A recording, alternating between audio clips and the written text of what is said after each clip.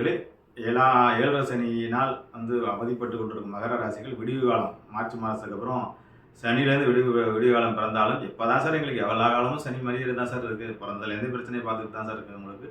அடுத்த ஒரு 3 காலம் சுக்கிரன் 3ஆம் இடம் முயற்சி ஸ்தானங்கள். நீங்கள் பல இடங்களில் முயற்சி செய்து அது நிறைவேறாமல் போன இடத்துல 3ஆம் இடம் என்று சொல்லக்கூடிய சுக்கிரன் உச்சமாவதனால் நீங்கள் எடுத்து வைக்கக்கூடிய எல்லா முயற்சிகளும் வெற்றிவிடும். வெளிநாட்டு யோகங்கள், கல்யாணங்கள், திருமணங்கள் ஏற்கனவே நான் சொல்லிட்டு இருந்த மாதிரி குருவுடைய பார்வை, குருவுடைய அருக்கடாச்சம் இருக்குது.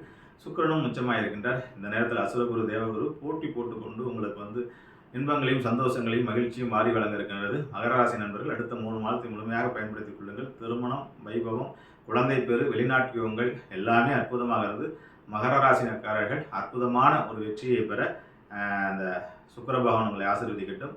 மகர ராசிக்காரர்கள் வழிபட வேண்டிய ஜோதிர்லிங்கம் பார்த்தீர்கள் என்றால் திரகம்பேஸ்வரர் மகாராஷ்டிரா பக்கத்தில் இருக்கு. 12 ஜோதிர்லிங்கம் தான் மெயின்.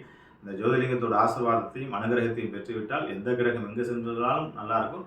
அப்படி இருந்தாலும் இந்த 130 நாள் சுக்கிரனுடைய அருக்கடாச்சத்தை வைப்ரேஷனை பெற்று உங்களுடைய வாழ்க்கையில் வளமும் நலம் பெறுங்கள். வாழ்த்துக்கள். வாழ்வுடன் வாழிய நலம், வாழிய பல்லாண்டு.